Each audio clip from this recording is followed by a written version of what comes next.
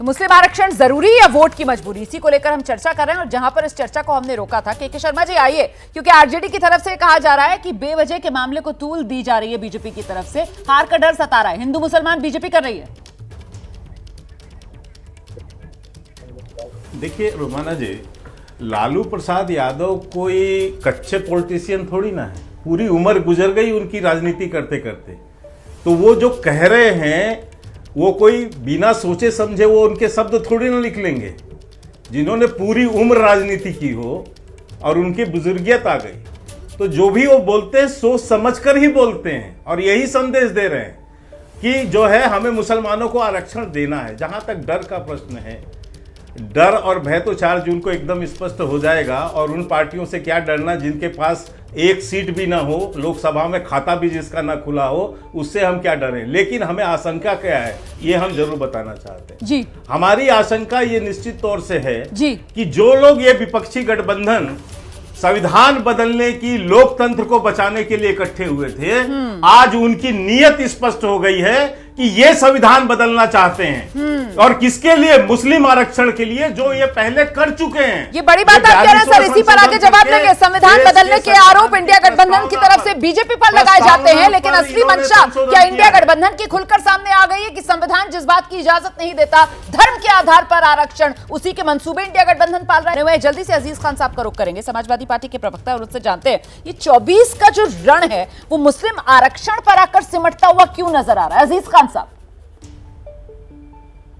देखिए रुमाना जी, एक बात को समझिए कि हमारे देश के सर्वोच्च नेता यशस्वी प्रधानमंत्री माननीय मोदी जी, वो जब मंच पर जाते हैं तो उनके पास बताने के लिए 10 साल की उपलब्धियां नहीं है।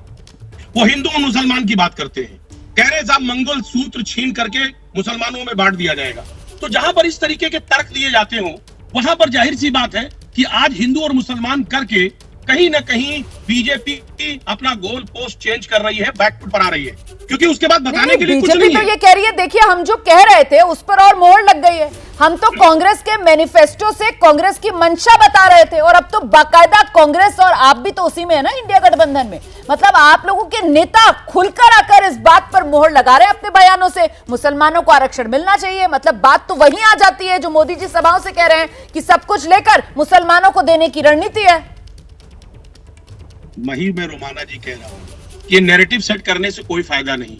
इस देश का एक एक बच्चा समझता है कि आरक्षण के लिए, आरक्षण के पीछे कौन पीछे बढ़ा है। यही मोहन भागवत जी हैं, बिहार में पिछले चुनाव में उन्होंने कहा था आरक्षण खत्म कर देना चाहिए। किसकी नीयत खराब है, किसकी मंशा खराब है? आज बीजेपी की बाद मोहन भागवत जी का तो नया बयान भी आ गया, वो आप नहीं बताएंगे, जिनकी तरफ से कहा गया कि आरक्षण तो सदियों तक चलेगा, है ना। ये संविधान भी बदलना चाह रही है, आरक्षण भी खत्म करना चाहती है, और वो कहीं ना कहीं मुसलमानों का आड़ ले रही है।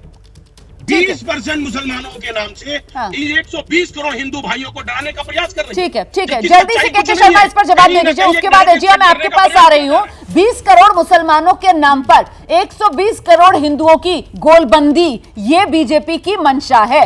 इसको बेनकाब करने का दावा अजीज खान साहब कर रहे हैं। के शर्मा जी, नहीं, अजीज खान साहब किस मुंह से बात कर रहे हैं?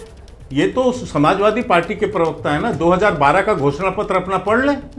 2012 के घोषणा पत्र में इन्होंने कहा है ना मुस्लिमों को आरक्षण देंगे। खुलेआम इन्होंने घोषणा की उस समय, वो तो जनता ने इनको सबक दिखा दिया है। तो ये तो घोषणा, ये तो अपने घोषणा पत्र में लिख चुके हैं। ये किसको समझाने की कोशिश कर रहे हैं? और रही बात 20 करोड़ मुसलमानों को डराने और धमकाने की, तो कौन कर रहा है राजनीति?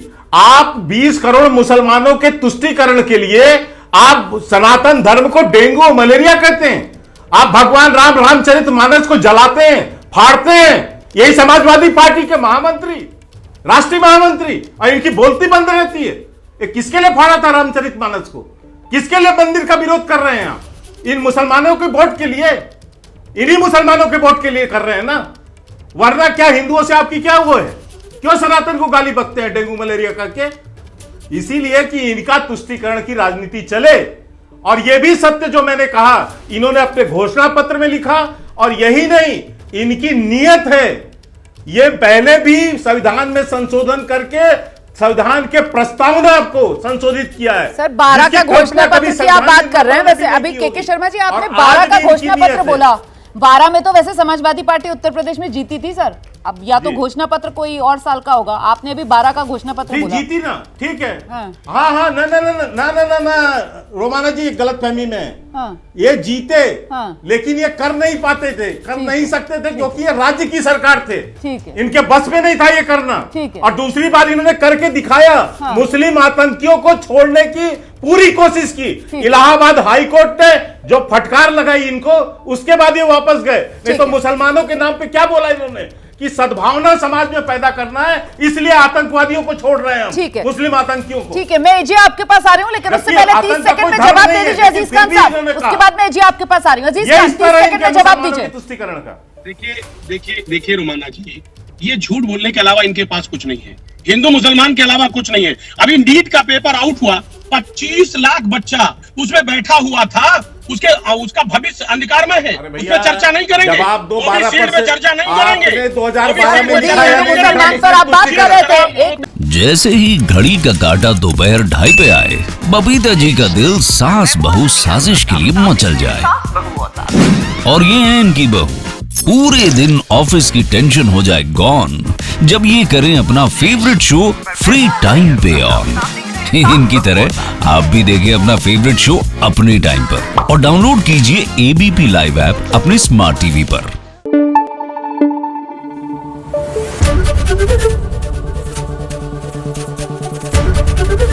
एबीपी न्यूज आपको रखे आगे।